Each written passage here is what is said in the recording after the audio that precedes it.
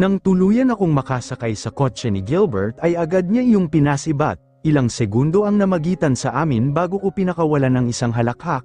Nakita ko pa sa gilid ng aking mga mata kung paano ito napatingin sa akin. Ayos ka lang, tumigil ako at tiningnan siya. Bakas sa kanyang mukha ang pagtataka, habang ako naman ay may nakapaskil na isang ngisi sa lobby. Kapag kwan ay napailing ako sabay nguso upang palasan ang nagbabadyang paghalakhak muli. Ang sarap pala sa pakiramdam kapag nagawa mo ang isang bagay na gusto mong gawin. Habang nagmamaneho ay napakunot ang noo nito, ngumisi ako dahil doon. Alam kong naguguluhan si Gilbert sa aking sinabi. Naisip kong kahit kailan, si Gilbert ang taong pwede kong pagkatiwalaan ng walang halong pagpapanggap. Ano ka ba, Gilbert? Huwag mong seryosohin ang mga sinasabi ko. Masaya lang ako dahil nakabalik na ako. Talaga, oo. Natahimik ito at tuluyan ang itinuon ng atensyon sa pagmamaneho, habang ako naman ay seryoso na lamang na pinagmamasdan ang tanawin na aming nadadaanan.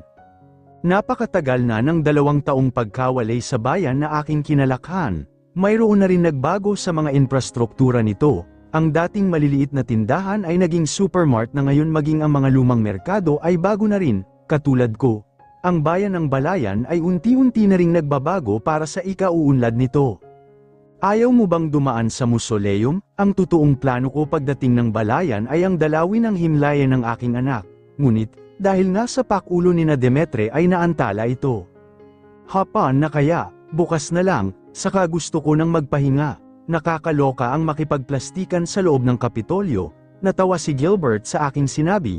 Nakita ko pa kung paano umiling ang kanyang ulo at kumintal ang isang ngiti sa kanyang lobby. Kaya ayaw ko sa politika, mabait ang papa ko, ngunit minsan, kailangan niyang magsinungaling para sa kapakanan ng nakakarami, maging si Demetre ay ganoon din, at ayaw ko ng ganoon, hindi ako marunong magkunwari. Sa bawat pagbigkas ng mga lobby ni Gilbert ay nakamasid ako, dama ko sa bawat salita nito ang sinseridad, alam kong tama siya at ramdam kong hindi man direkta sa akin ang kanyang sinabi ngunit nataman pa rin ako. Ibinaba ko rin ang aking ulo at naikayam ang aking mga kamao. Hanggang kailan ko ba gagawin ang pagpapanggap na ito? Hanggang kailan ako tuluyang makakawala? Hindi ako marunong magkunwari, katulad na lamang ng sinabi kong gusto kita. Hindi ko alam, pwede bang wag natin yang pag-usapan? Natahimik kami pareho, ang kaninang masayang ora ay naglaho, napalitan ito ng isang nakakailang na pakiramdam. Hanggang ngayon, nangingimi ako dahil pakiramdam ko hindi tama, pakiramdam ko ay may mali, lalo na sa ganitong pagkakataon. Ikaw naman ang seryoso dyan, malapit na tayo, Hilda. Hindi ko sinagot si Gilbert, diretso akong tumingin sa bintana ng sasakyan, kahit medyo madilim ang paligid dahil sa pagbabadya ng takip silim ay naaaninag ko pa rin ang magandang tanawin. Ang malawak na taniman, ang kulay dilaw na may santanda ng nalalapit na anihan, ang mga malalaking puno ng molave sa gilid ng daanan at ang bagong-bagong pininturahang letra ng Hacienda Capistrano. Ito ang dating iniwan kong buhay na akin na namang babalikan. Sa naisip ay napabuntong hininga ko, inayos ko ang aking sarili at tumingin sa aking harapan. Kapag kuwan ay tumingala ako at agad na ipinikit ang aking mga mata, naisip kong ang aking buhay ay pabalik-balik na lamang, mayroon akong iiwan pagkatapos ay babalikan.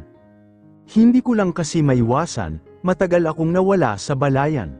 Nakakapanibago pa rin, alam mo, mahal na mahal ka ng mga kababayan natin, lalo na ng mga trabahante sa hacienda, nagpaplano na nga sila ng isang salo-salo para sa'yo. Napangiti ako sa sinabi nito, kahit papaano pala ay masasabi kong hindi ako mag-iisa sa aking pagbabalik, si Gilbert, si Ancheta at ang mga tao na itinurin akong mahalaga, sila na lamang ang magiging sandigan ko. Akmang magsasalita ako nang may tumawag sa aking cellphone, agad kong inabot ang aking shoulder bag at kinuha ang aparato, mas lalong gaman ang aking pakiramdam nang mabasa ang pangalan ng tumatawag, agad ko iyong sinagot ng walang pag-aalinlangan. Ancheta, hoy, bakit hindi ka nagsabi na ngayon ang uwi mo?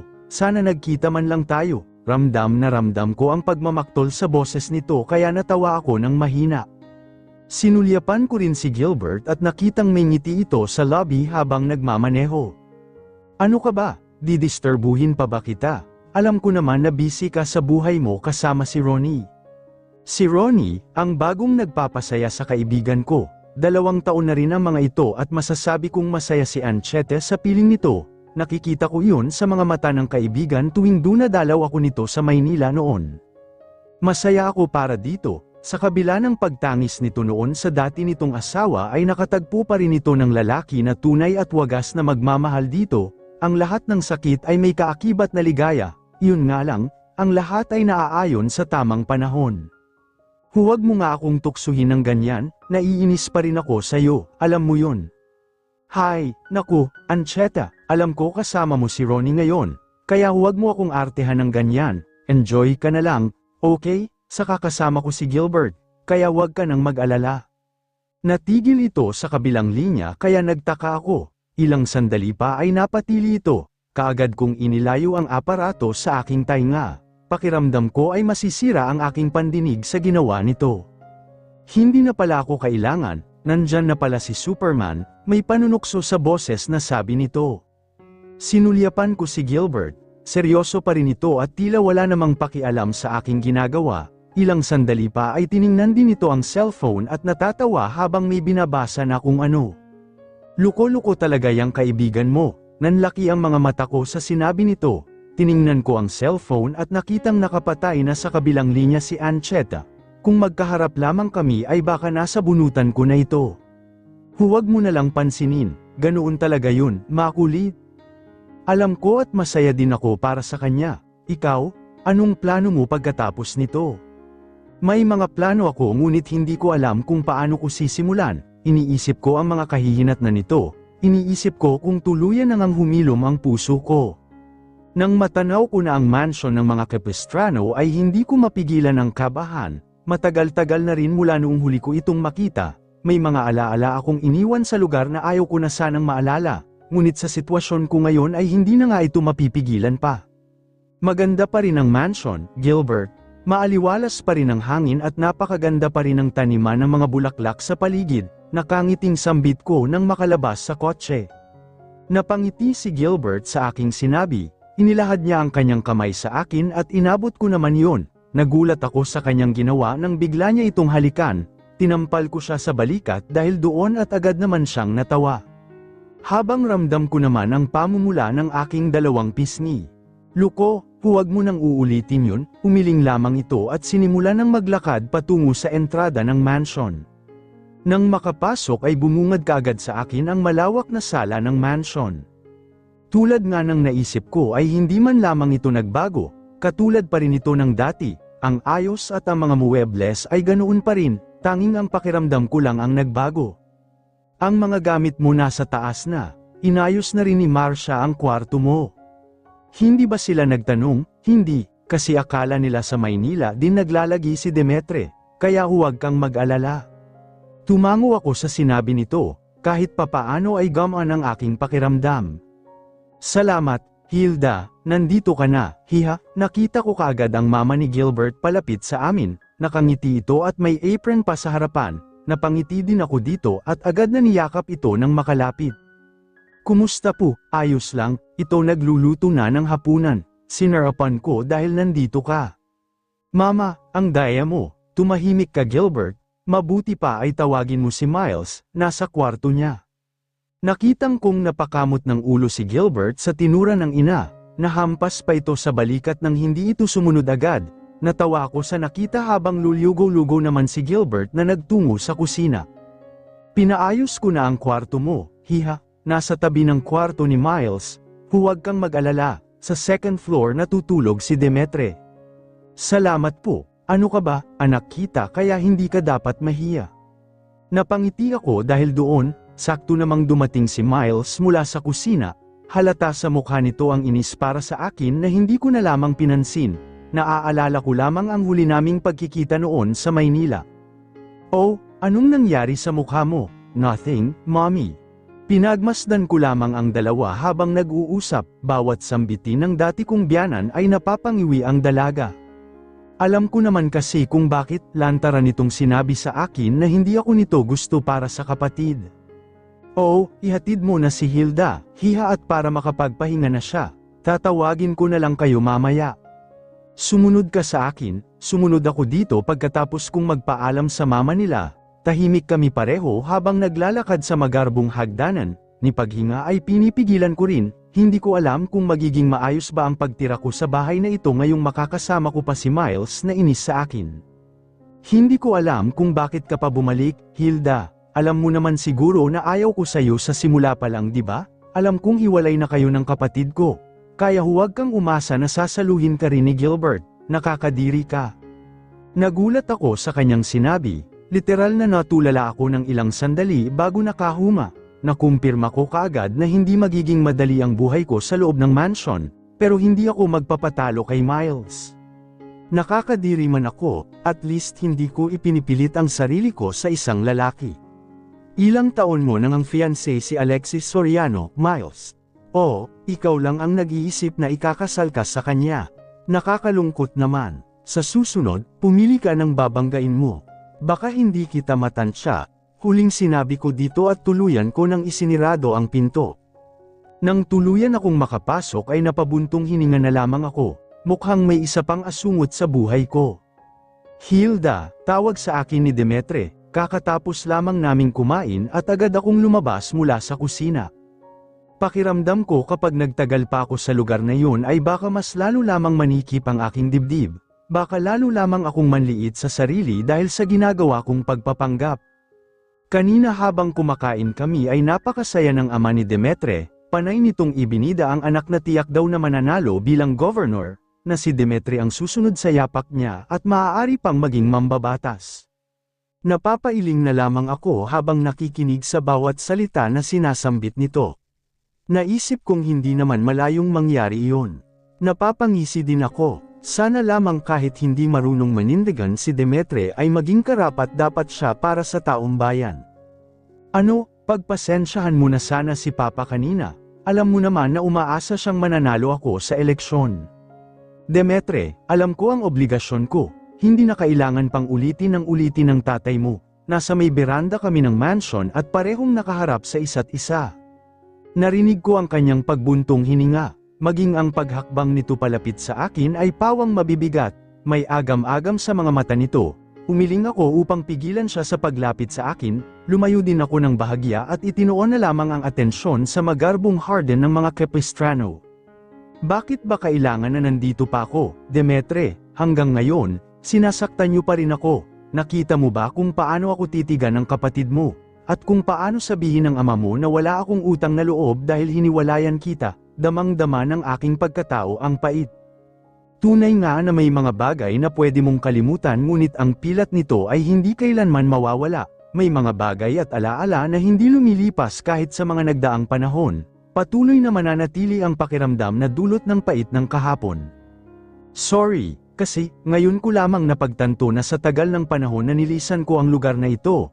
Hindi kami kailanman nag-usap ng seryoso ni Demetre, kahit kailan ay hindi kami nagkausap ng payapa. Madalas siyang pumunta ng Maynila noon para dalawin ako, madalas niya akong sunduin sa trabaho, may pagkakataon pa na natutulog siya sa maliit kong apartment, ngunit ang mag-usap ng mahinahon ay hindi namin nagawa, o sadyang may mga bagay na nangyayari sa tamang panahon, maaaring ganoon nga, maaari ring hindi. Alam mo Demetre, katulad ka pa rin ng dati, hindi ka pa rin nagbabago, hindi ka pa rin marunong manindigan. Natano ko kaagad ang malawak na kadiliman na binibigyang ningning ng mga bituin. Malayo man ang mga bituin sa isa't isa ngunit payapa ito at nagdudulot ng kagandahan sa kalangitan. Kailan kaya ako magiging halintulad sa isang bituin? Kailan ko rin kaya mararamdaman ang kapayapaan? Kung wala ka nang sasabihin, magpapahinga na ako. Dumiretso kaagad ako sa kwartong nakalaan sa akin. Hindi na ako nag-abala pang magayos bago matulog. Inihiga ko kaagad ang pagod kong katawan sa malambot na kama. Hindi katulad kanina, payapa na ang aking pakiramdam ngayon. At ang nais ko na lamang ay makalimutan ang lahat at igupo ng katahimikan sa isang mahimbing na pagtulog. Nagising ako sa isang katok mula sa labas ng pinto, agad kong tiningnan ang sarili at nakahinga ng maluwag. Naninibago pa rin ako sa bago kong buhay at kapaligiran. Ngunit kailangan kong sanayin ang sarili. Magandang umaga ma'am, bati ni Marcia sa akin, napangiti agad ako nang mabungaran siya sa tapat ng pinto. May dala itong tray ng pagkain at nakangiti itong nakatingin sa akin. Anong oras na? Bakit inihatid mo pa ang pagkain? Kaya ko namang bumaba. Nilawakan ko ang pagkakabukas ng pinto at pumasok ito. Inilagay muna nito ang pagkain sa bedside table at binalingan ako. Alas 12 na po, ma'am. Natakot po si Senyora baka malipasan na kayo ng gutom, tanghali na po. Salamat, Marcia. Kumusta na pala si Hagibis? Naupo ako sa aking kama at kinuha ang tray. Agad akong napangiti nang makita ang inihanda nito. Piniritong tilapia na may sausawan ng sili at kalamansi, isang tasa ng kanin na katulad ng gusto ko, at mga prutas na binalatan at handa ng kainin.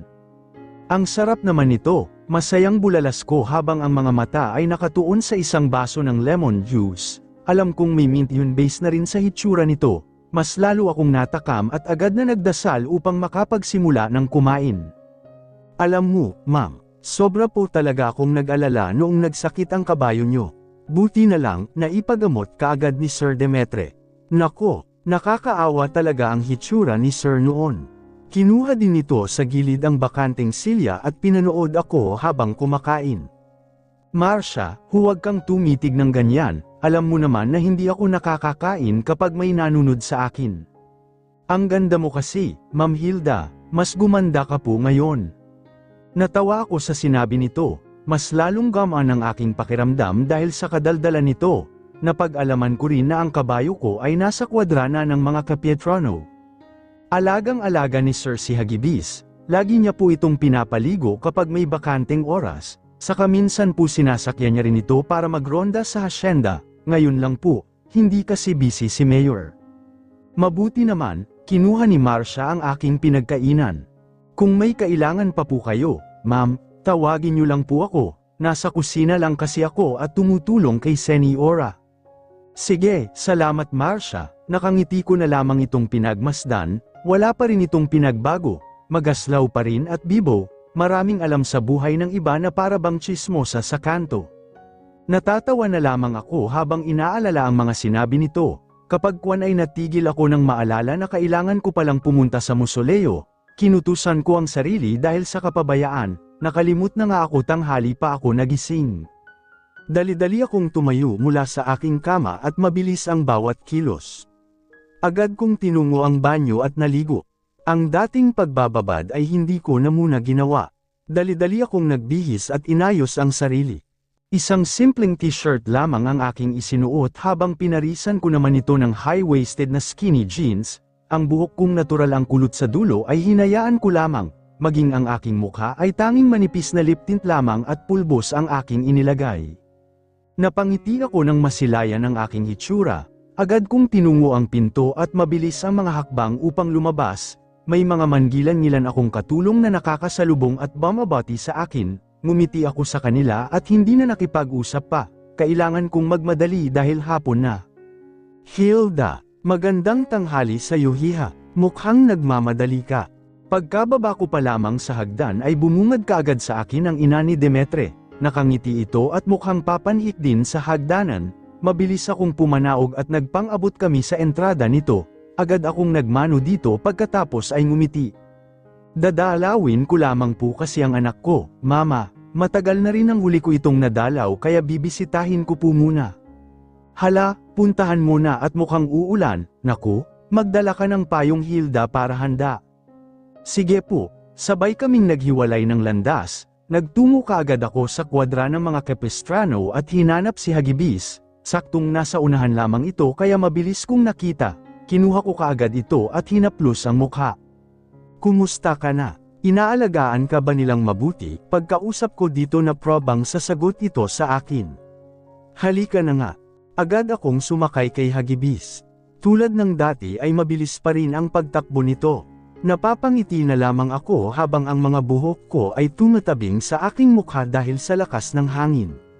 Mahigpit din ang hawak ko sa renda nito upang hindi ako mahulog. Nang marating namin ang kabayanan ay binagalan ko ang pagpapatakbo. Pinagmasdan ko ang mga maliliit na bahay sa gilid ng kalsada, ang mga manggilan-ngilang establishmento at ang panakanakang pagdaan ng mga sasakyan.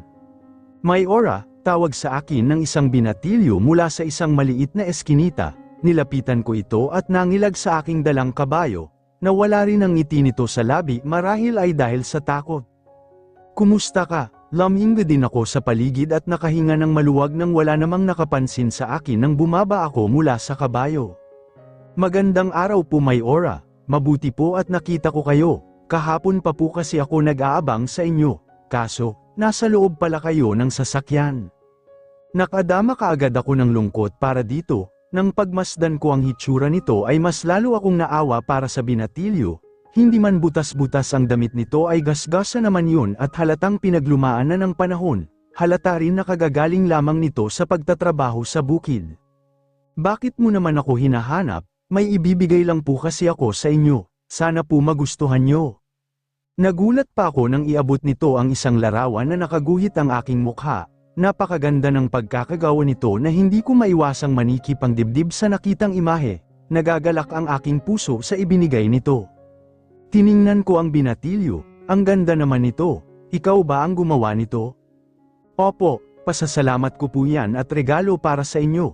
Isa po ako sa scholar ng lalawigan na isinulong ninyo noon, Mayora. Sana po ay manalo si Mayor para mas marami pa kayong matulungan." Ang awa para dito ay napalitan ng munting pag-asa, na kahit sa mura nitong edad ay patuloy itong lumalaban sa hirap ng buhay. Sana nga, ilang sandali pa kaming nag-usap bago ako tumuloy sa aking pupuntahan. Habang tumatakbo ng mabilis si Hagibis ay hindi ko maiwasang maisip ang sinabi ng binatilyo. Alam kong umaasa ito kay Demetre at sa pagkapanalo nito, ngunit para sa akin, kahit sino pa man ang maluklok sa katungkulan, ang importante ay may pagmamalasakit ito sa bayan. Ilang kilometro ang nilakbay namin ni Hagibis bago narating ang mausoleo. Agad akong pumanaog mula dito at itinali ang kabayo sa isang bakanteng lote na may malaking puno, pagkatapos ay mabilis akong pumasok sa loob. Nakita ko kaagad ang maliit na sementong bagay sa gitna ng dalawang magarang nicho. Lumapit ako doon at umupo, isang nakabibinging katahimikan ang bumalot sa aking pagkatao maging sa aking paligid. "Matagal na rin kitang hindi nadalaw, galit ka ba sa akin? Pasensya ka na, baby ko." Hinaplos ko rin ang himlayan nito at nag-alay ng taimtim na panalangin. May mga sakit man na pilit kong kinakalimutan ngunit sadyang nakaukit na ito magpakailanman. Isa ang anak ko doon, dahil kahit hindi ko aminin sa aking sarili, nanghihinayang pa rin ako, nagsisisi at nalulungkot pa rin ako. "Nandito ka pala." Agad akong lumingon sa aking likuran nang marinig ko ang boses ni Demetre. Hindi nga ako nagkamali dahil palapit na ito sa akin habang may dalang mga bulaklak. Nang makalapit ay agad nitong inilagay ang dala sa ibabaw ng marmol na nicho. "Palagi akong nandito, iniisip ko kasi na nalulungkot din ang anak natin dahil mag-isa lang siya." Tumabi din ito sa akin at umupo. Kahit kailan hindi ko siya nakalimutan, hindi ko rin nakakalimutan na sisihin ang sarili ko dahil sa nangyari. "Tama ka," duwag ako. Isang nakakabahalang katahimikan ang namayani sa amin ni Demetre. Iniisip ko kung dapat ko ba siyang kausapin ay papabayaan ko na lang. Iniisip ko kung bakit niya sinasabi sa akin ang mga bagay na yun. Wala na kami para magpaliwanag pa siya sa akin. Alam kong hindi ako perpekto, Hilda, pero sa buhay ko, ikaw lang ang tamang nagawa ko pero naging gago pa rin ako. Bakit mo sinasabi sa akin yan, ngayon, dahil gusto kong maramdaman mo na mahal kita, Hilda, na kahit hiwalay na tayo, mahal na mahal pa rin kita. Pero siguro nga, hindi ako karapat-dapat sa'yo. Tulad ng dati ramdam ko pa rin ang lungkot sa boses ni Demetre. Katulad ng dati nalulungkot din ako. Marahil may mga bagay na kahit anong pilit mo hinding-hindi na mangyayari. Hindi dahil ayaw mo na kundi dahil iyon ang nakatadhanang mangyari. Binaling ko ang aking paningin kay Demetre. Maging ito ay nakatitig din pala sa akin. Nakita ko kung paano namula ang kanyang mga mata marahil sa nagbabadyang mga luha. Hindi ko alam. Tanging nasabi ko na lamang bago ko ikinawit ang aking kamay.